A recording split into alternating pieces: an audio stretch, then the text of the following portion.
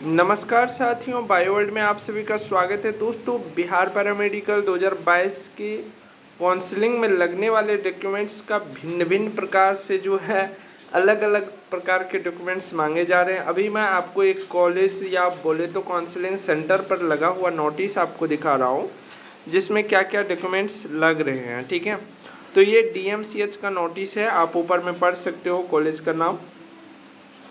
ठीक है, यहाँ पर देखोगे तो सबसे पहले है verification slip and 2 copy biometric form. जैसे बायोमेट्रिक फॉर्म वाला PDF डाउनलोड कीजिएगा तो ऊपर में चेक स्लिप है और नीचे में बायोमेट्रिक यानी कि थंब वाला जो है उनका फॉर्म है। तो ऐसा मत समझना कि अलग अलग कोई है, उसका 2 कॉपी चाहिए। ठीक है, उसके बाद पार्ट 1 और पार्ट B जो फॉर्म आपने निकाला था उनका भी 2 कॉपी चाहिए।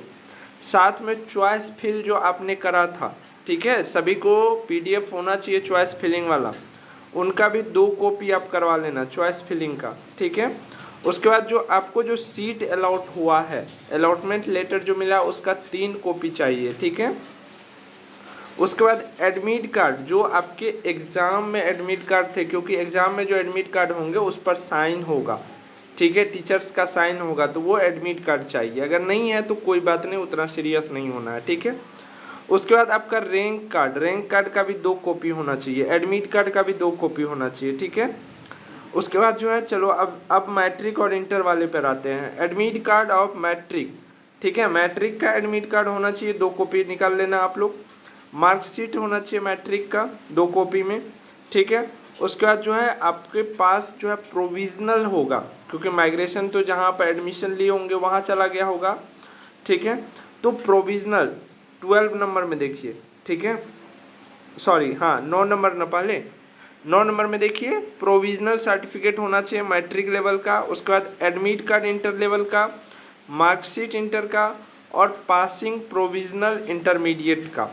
और जो 13 नंबर पर इम्पोर्टेंट है, या तो आपके पास CLC होना चाहिए, अगर आप फ्रेशर है 12th पास करने के बाद आप डायरेक्ट पैरामेडिकल ही निकाले हैं, तो अगर आप फ्रेशर हैं तो CLC चाहिए। अगर आप BSc BA में कहीं पर एडमिशन ले लिए हैं तो वहाँ से आपको नाम कटवा के ट्रांसफ़र सर्टिफिकेट लेना होगा। ठीक है, तो TC चाहिए। साथ में कैरेक्टर सर्टिफिकेट होना चाहिए इंस्टीट्यूट से, यानी कि कैरेक्टर सर्टिफिकेट कहाँ से लीजिएगा, अगर आप BA या BSc में एडमिशन ले चुके हैं तो वहाँ से आपको कैरेक्टर सर्टिफिकेट चाहिए, है ना। उसके बाद चलो नेक्स्ट है latest residential certificate issue bye SDO या DM। देखिए SDO से अगर आप या DM से अगर आप कास्ट सर्टिफिकेट या आप रेसिडेंशियल सर्टिफिकेट बनाते तो कम से कम 15 से 20 दिन का समय लगता है।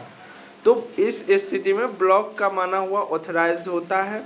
ठीक है, तो जिसके पास SDM से बना हुआ नहीं है या DM से बना हुआ नहीं है तो आप लोग का ब्लॉक वाला ही चलेगा, कोई दिक्कत नहीं है ना। उसके लिए भी अगर आप SDO से या DM से बनवाइएगा तब भी आपको पहले ब्लॉक में बनाना पड़ेगा और उसी को फॉरवर्ड करवाना होगा, है ना। चलो, तो इससे भी हो जाएगा, कोई दिक्कत नहीं। नेक्स्ट है आपका फ़ोटो। ठीक है, 17 नंबर देखिए, फ़ोटो जो आपने एग्ज़ाम में दी थी, यहाँ पर 6 पीस दिया हुआ है, लेकिन मैं कहूँगा कि आप 6 पीस नहीं 10 पीस बनवा के ले जाइएगा। मैं कई बार बोल चुका हूँ, क्योंकि मैं जब काउंसलिंग में गया था एक स्टूडेंट का तो मुझे दोबारा फ़ोटो निकलवाना पड़ा था। अगर मान लो 4 पीस एक्स्ट्रा ही रह गया तो क्या दिक्कत है ना।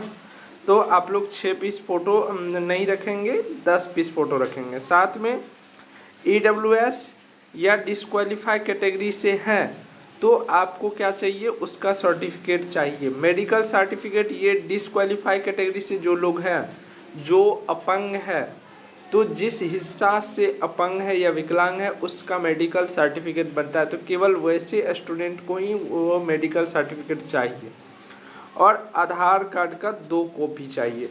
तो ये सारे डॉक्यूमेंट्स हो गए। अब बोला जा रहा है कि सेंटर पर सर कब तक पहुंच जाए। देखिए आपका सेंटर ओपन हो जाता है 10 बजे से, और शाम में जब तक उस दिन जितने बच्चे का अलॉट रहता है काउंसलिंग का पूरा रिपोर्टिंग सेंटर तब तक बंद नहीं होगा जब तक जितना बच्चा का अलॉटिंग लेटर उस दिन का है उस दिन वेरिफिकेशन ना हो जाए। हमने तो देखा कि 8 बजे रात तक काउंसलिंग हुआ है। ठीक है, तो 10 बजे से 8 बजे तक, ऐसा नहीं कि आप 1 घंटा लेट हो जाएंगे तो आपको नहीं जाने देगा, ऐसा कोई दिक्कत नहीं है। आप 1 घंटा 1.5 घंटा 2 घंटा भी लेट हो गए तब भी कोई दिक्कत नहीं है, आपको जाने दिया जाएगा। बस आपको सावधानी रखनी है, जितना सवेर जाइएगा उतना पहले आपको काउंसलिंग होके आ जाइएगा। और भी अगर आपके मन में कोई क्वेश्चंस हो काउंसलिंग से रिलेटेड, और ये फाइनल है, ठीक है, क्योंकि ये आपके सेंटर से लिया गया इमेज है और यही आपके 100% सही है, ठीक है। तो सारे स्टूडेंट इन वीडियो को अपने दोस्त लोग के साथ शेयर कीजिए जिनका कल वेरिफिकेशन है, ताकि उन्हें पता चल जाए और सारे डॉक्यूमेंट्स वो सही सलामत ले जा सके। बाकी मिलते हैं अगले वीडियो में। Thank you.